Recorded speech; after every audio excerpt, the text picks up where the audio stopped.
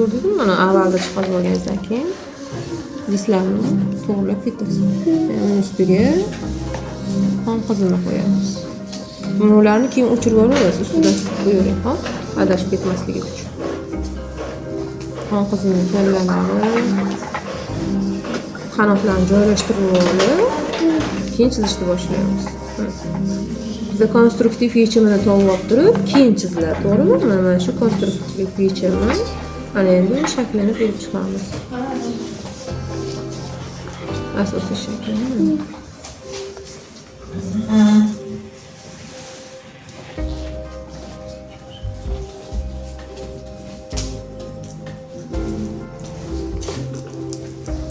Qon qizining shoxchasi bo'ladi.